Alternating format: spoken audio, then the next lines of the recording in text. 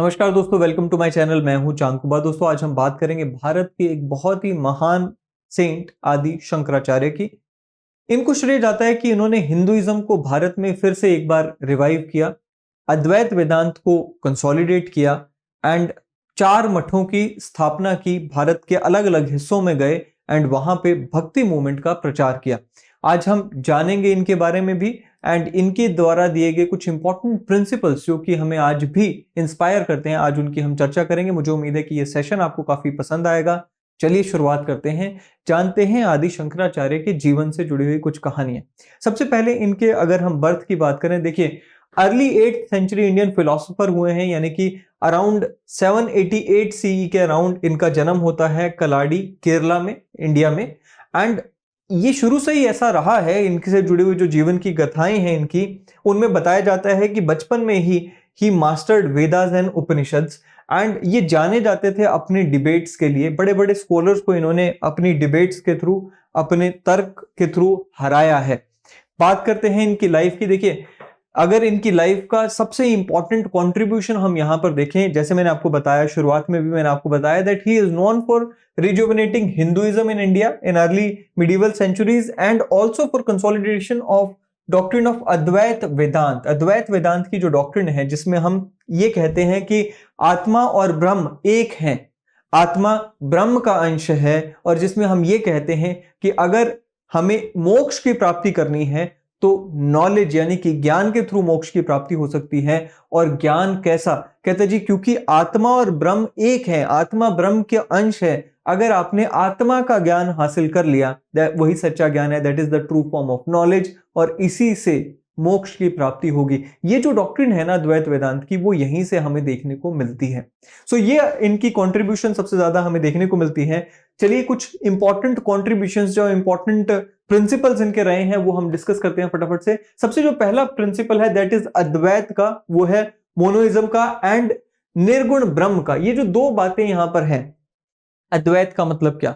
देखिए, द्वैत का मतलब ये कि आत्मा और ब्रह्म अलग अलग एंटिटीज हैं, जहां पे ब्रह्म सुपीरियर एंड आत्मा जो है इंफीरियर है। लेकिन इनका ये मानना था कि अद्वैत, यहां पे भेद ही नहीं है आत्मा और ब्रह्म में, दोनों एक ही हैं। जैसे कहते हैं ना कि समंदर में से पानी की बूंद निकलकर अलग हो गई, लेकिन वो पानी तो बूंद में पानी ही है ना बेसिकली। सो वही यहां पर इनका कहना था कि अद्वैत है, कोई जो रिश्ता है आत्मा और ब्रह्म का, इसमें कोई डिफरेंस नहीं है। दूसरा इन्होंने क्या कहा? निर्गुण ब्रह्म का इन्होंने जिक्र किया, यानी कि ब्रह्म का, भगवान का, परमात्मा का कोई रूप नहीं, कोई आकार नहीं है, कोई रंग नहीं है, कोई शेप नहीं है। सो ये दो प्रिंसिपल्स यहां पर इन्होंने दिए। जैसे मैंने आपको अभी डिस्कस किया कि आत्मा परमात्मा का अंश है, अद्वैत है, आत्मा और परमात्मा में जो रिलेशन है वो they are equal in the sense की, क्योंकि सेम है। तीसरा इन्होंने निर्गुण ब्रह्म का यहां पे बात की। नॉलेज की मैंने आपको बताया ही, जैसे कि ज्ञान इकलौता ऐसा माध्यम है जिसके थ्रू हम सेल्वेशन प्राप्त कर सकते हैं। और इसके लिए इन्होंने जो फेमस कोट है, क्या? ब्रह्म सत्या जगत मिथ्या जीवो ब्रह्मत्र न परह। मतलब क्या? The absolute spirit is the reality, the world of appearance is maya. जो वर्ल्ड ऑफ अपीयरेंस है, जो एक्चुअल रियलिटी हमारे सामने दिखाई दे रही है, उसको इन्होंने माया यानी कि मिथ्या यानी कि इल्यूजन कहा। साथ ही में इन्होंने कहा कि एकमेव अद्वितीयम ब्रह्म, the absolute is one alone not two. So एक अकलौता ब्रह्म है, उसके अलावा कुछ नहीं है। अब इन्होंने उससे जुड़ी, माया से जुड़ी एक और बात कहा कि the world like a dream full of attachments and aversions seems real until the awakening. अब इन्होंने माया को एक इल्यूजन कह दिया, ब्रह्म वर्ल्ड को एक इल्यूजन कह दिया एंड ब्रह्म को सच्चाई कह दिया। और ये कहते हैं कि जिस तरह से सपने से जागना है, अवेयरनेस जब तक नहीं आती, अवेयरनेस जब तक नहीं आती, तब तक माया हमें रियल लगती रहेगी। जैसे ही हम सपना, हमारा कब टूटता है? जब हम उठ जाते हैं। जैसे ही उठ जाते हैं सपना गायब। उसी तरह से अवेयरनेस है, जागना है। जैसे हमें रियल अवेयरनेस आ गई, रियलाइजेशन आ गई, माया का सपना कहते टूट जाएगा। निवृत्ति, सेकंड प्रिंसिपल। निवृत्ति का मतलब होता है पाथ ऑफ रेनंसिएशन। अब देखिए, रेनंसिएशन का मतलब यहां पर यह नहीं है कि जंगलों पहाड़ों में जाकर बैठ जाना। यहां पर केवल इतना कहा गया है कि डिटैचमेंट के साथ जिए। मतलब क्योंकि इन्होंने कहा कि world is maya, the world around us is maya. माया मतलब इल्यूजनमेंट है।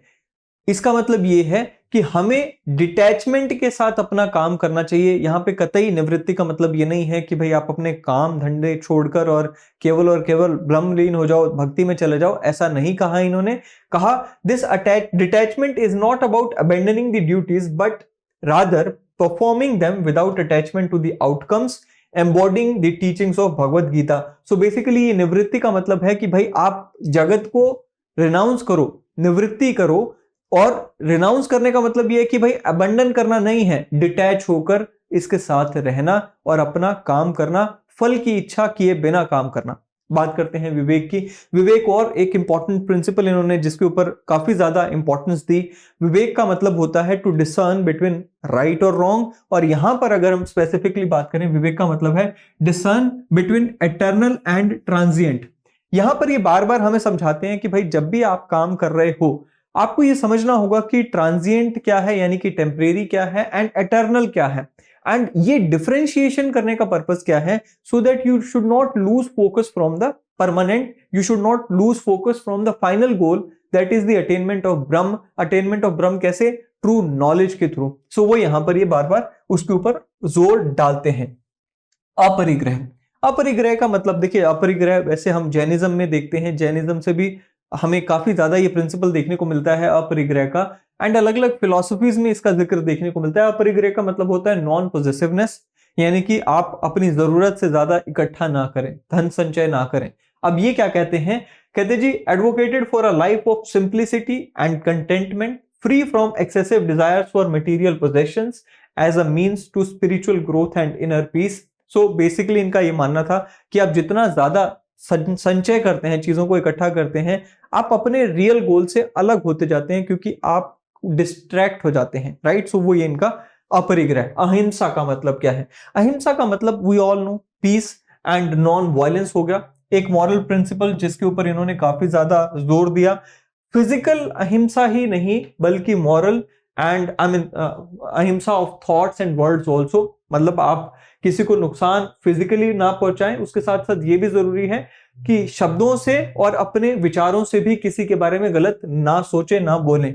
ही हाईलाइटेड द इंपॉर्टेंस, इनफैक्ट इन्होंने अहिंसा के साथ साथ कंपैशन एंड एम्पैथी के ऊपर जोर दिया कि भाई किसी को गलत तो क्या बोलना, आपको तो दूसरों की सेवा करनी चाहिए, कंपैशन होना चाहिए आपके मन में, एम्पैथी होनी चाहिए। चल आखिरी जो इनके जो प्रिंसिपल्स हमें डिस्कस करने हैं वो है सत्य और धर्म। सत्य we all know, truthfulness, truthfulness at all cost, ये इन्होंने यहां पर कहा कि भाई आपको सच्चाई के मार्ग पे चलना है। एंड धर्म that is righteousness, that is your prescribed duties, उसको आपको फॉलो करना है। अगेन यहाँ पे डिटैचमेंट का मतलब ये नहीं है कि आप अपना धर्म भूलकर, अपनी ड्यूटीज, अपनी जो वर्ल्डली ड्यूटीज हैं उनको भूलकर सिर्फ और सिर्फ जंगलों में जाकर, पहाड़ों में जाकर भक्ति करो, ऐसा नहीं कहा इन्होंने। इन्होंने कहा कि आप अपना धर्म करते हुए, अपनी ड्यूटीज को निभाते हुए और उस परमात्मा को अचीव कर सकते हैं, मोक्ष को अचीव कर सकते हैं। ये कुछ इंपॉर्टेंट प्रिंसिपल्स आज हमने पढ़े आदि शंकराचार्य के जीवन से। मुझे उम्मीद है कि ये सेशन आपको पसंद आएगा। पसंद आए तो इसे लाइक एंड शेयर करना ना भूलें, चैनल को सब्सक्राइब करना ना भूलें। अगले सेशन में फिर मिलेंगे। Till then thank you.